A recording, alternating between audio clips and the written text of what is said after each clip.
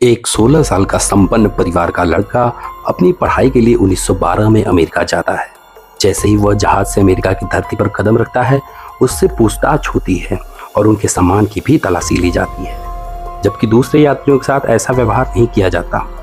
वह लड़का जब उन अधिकारियों से इसका कारण पूछता है तो उसे जवाब मिलता है, तुम भारत से आए हो, जो कि एक गुलाम देश है। यह बात सुनकर वह लड़का हक्का बक्का रह जाता है, क्योंकि उसने कभी इस बारे में सोचा ही नहीं था कि वह एक गुलाम देश का वासी है। पर उन अमेरिकी अधिकारियों के ये कुछ शब्द उसके मन पर गहरा असर डालते हैं। यह लड़का था करतार सिंह सराभा, जिसके मन में भारत को आजाद करवाने की भावना जन्म ले चुकी थी।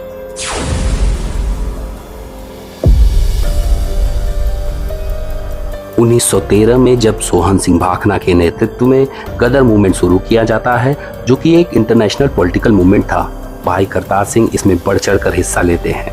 15 जुलाई 1913 को कैलिफोर्निया में गदर पार्टी की स्थापना और गदर नामक वीकली न्यूज़पेपर के पब्लिकेशन में लाला हरदयाल जी के साथ कंधे से कंधा मिलाकर काम किया।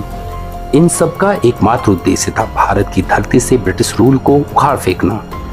1914 में भारत को जबरदस्ती वर्ल्ड वॉर 1 में शामिल कर ब्रिटिश रूल ने इनके विरोध को और मुखर बना दिया और इसे एक मौके के रूप में देखते हुए गदर पार्टी के लीडर्स ने decision of declaration of war नाम से लेख प्रकाशित किया, जिसे कई देशों में डिस्ट्रीब्यूट किया गया। अक्टूबर 1914 को करतार सिंह अपने दो साथियों सत्येन सेन और विष्णु गणेश पिंगल के साथ कोलंबो श्रीलंका के रास्ते कलकत्ता पहुंचते हैं। इसके बाद युगांतर के लीडर जतिन मुखर्जी के साथ मिलकर रासबिहारी बोस से बनारस में मुलाकात करते हैं और ये बताते हैं कि लगभग 20,000 गदर पार्टी के मेंबर जल्द ही भारत पहुंचेंगे। हालांकि ज्यादातर को ब्रिटिशर्स के द्वारा पोर्ट पर ही गिरफ्तार कर लिया जाता था। फिर भी इस दौरान विद्रोह के लिए जो जरूरी साजो सामान, हथियार और फाइनेंशियल रिक्वायरमेंट थी, उसे जुटाने के लिए ये लोग रॉबरी करते रहे। ऐसी ही एक रॉबरी के दौरान भाई वारियम सिंह और भाई राम रखा शहीद हो जाते हैं। 25 जनवरी 1915 को रासबिहारी बोस के अमृतसर पहुंचने पर 12 फरवरी को एक मीटिंग की जाती है और 21 फरवरी को विद्रोह शुरू करने का निश्चय किया जाता है। योजना थी कि मिलान मीर और फिरोजपुर की छावनी को कब्जाते हुए अंबाला और फिर दिल्ली को कब्जे में लिया जाएगा। भारत को स्वतंत्रता देर से मिली, इसका एक कारण था यहाँ गद्दारों की संख्या का ज्यादा होना। इस बार भी ऐसा ही हुआ। कृपाल सिंह नाम का एक देशद्रोही ब्रिटिशर्स को 19 फरवरी 1915 को इस विद्रोह की सूचना दे देता है। अंग्रेजों तक हर खबर पहले ही पहुंच जाने के कारण ब्रिटिश हुकूमत ने गदर पार्टी के लोगों को पकड़ना शुरू कर दिया। ऐसे में किसी ने करतार सिंह को भी अफगानिस्तान भाग जाने की सलाह दी, लेकिन करतार सिंह नहीं गए और अभियान के लिए काम करते रहे।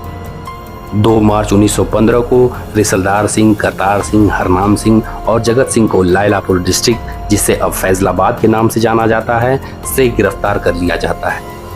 उन पर लाहौर षड्यंत्र के नाम से मुकदमा चलाया गया। करतार सिंह की उम्र बहुत कम थी, लगभग 19 वर्ष, लेकिन उनमें देश के लिए प्रेम अटूट था। भगत सिंह की तरह उनमें देश के लिए जान देने से कोई डर नहीं था। उन पर चले मुकदमे के बाद जज ने उन्हें फांसी की सजा सुनाई और कहा, इतनी सी उम्र में ही यह लड़का ब्रिटिश साम्राज्य के लिए बहुत बड़ा खतरा है। आप ये जानकर हैरान होंगे कि शहीद आजम के नाम से प्रख्यात भगत सिंह इनसे इतने ज्यादा प्रभावित थे कि इनकी एक फोटो वो हमेशा अपने पॉकेट में रखते थे। जब भगत सिंह गिरफ्तार हुए थे तो उनकी जेब से करतार सिंह सराभा की फोटो बरामद हुई थी। भगत सिंह की माताजी बताती थी कि भगत ये फोटो दिखाकर कहता था कि dear mother, this is my hero, friend and companion. 19 वर्ष की उम्र में शहीद होने वाले करतार सिंह सराभा न जाने किस मिट्टी के बने थे।